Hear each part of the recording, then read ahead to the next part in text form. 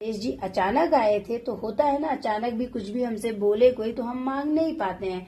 भगवान जी बोले तो वो सकबका गई और बोली कि हे गणेश जी महाराज, मुझे एक दिन का समय दो, कल आप आना, फिर मैं आपसे अपना मनवांछित वरदान मांगूंगी। तो गणेश जी मन ही मन में मुस्कुराते हैं, क्योंकि भगवान जो है वो तो बुद्धि के ज्ञाता है, दाता है, वो तो सब जानते हैं कि आपके दिमाग में क्या चल रहा है। तो सुबह होते ही सबसे पहले वो जो अंधी बूढ़ी माता थी, वो सबसे पहले अपने बेटे से बोलती हैं कि बेटा, कल रात में गणेश जी हमारे स्वप्न में आए थे और उन्होंने बोला कि जो इच्छा हो वरदान मांग लो। अब मुझे समझ में नहीं आ रहा है कि मैं उनसे क्या वरदान मांगू।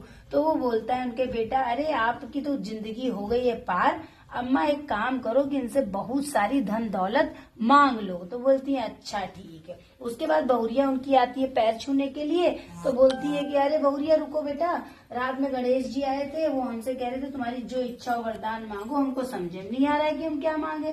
तो बहुरिया कहती है अरे अम्मा सब कुछ तो भगवान का दिया हमारे पास है, पोता मांग लो, है तो वो भी आप देख लो। तो बोली अच्छा ठीक है। उसके बाद वो अपनी सहेली के पास गई। अपनी सहेली के पास गई तो उनकी सहेली से उन्होंने कहा गणेश जी रात में सपने में आए थे, अरे सखी हमको यह नहीं समझ में आ रहा है कि हम उनसे क्या मांगे। तो बोलती है अरे किसने क्या बोला। तो जो उनके लड़के ने बोला था दौलत के लिए, उनकी बहू ने बोला था पोते के लिए, सब उन्होंने बता दिया भाई सहेली से।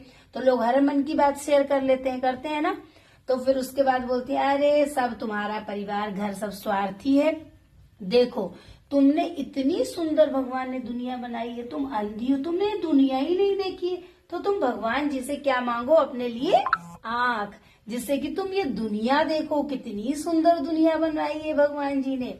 तो वो बोलती हाँ तुमने सही बोला। बस अपने घर आती है, खा पी के भगवान का स्मरण करके पूजा पाठ तो करती है डे टू डे में, और उसके बाद आराम से सो जाती है। अब उनको नींद थोड़ी ना आ रही होती है।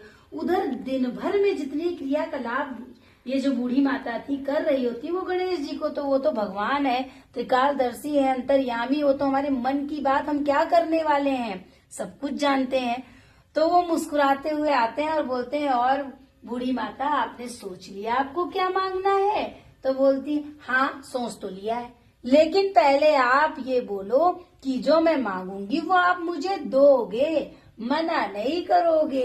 गणेश जी मुस्कुराते हैं और बोलते हैं जो आप मांगोगी वो हम देंगे, तथास्तु। तो बोलती है अच्छा ठीक है, तो मैं मांग रही हूँ, सुनिए।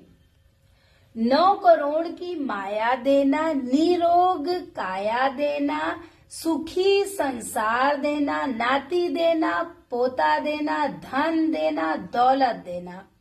गणेश जी महाराज जी मुस्कुराते हैं और बोलते हैं एक ही वरदान में तुमने सब कुछ मांग लिया, चलो ठीक है, तुमने आजीवन मेरी भक्ति की है, तुम्हारे जीवन की सारी ही विघ्न बाधाएं दूर हो जाएंगी, तुम्हारी काया निरोग हो जाएगी, जल्दी ही तुम्हारे घर में पौत्र होगा, तुम्हारे घर में धन दौलत हो जाएगी, तुम्हारी सभी मनोकामनाएं पूर्ण होंगी। तो जैसे गणेश जी महाराज ने उनकी मनोकामनाएं पूर्ण करी, जो भी सकट चौथ का व्रत माताएं अपने संतान के अच्छे स्वास्थ्य, दीर्घायु और उनके जीवन में किसी भी प्रकार की बाधाएं ना आए, उसके लिए करती हैं, तो गणेश जी महाराज उनकी सभी मनोकामनाओं को पूर्ण करते हैं। बोलो गणेश जी महाराज की जय, चौथ मैया की जय।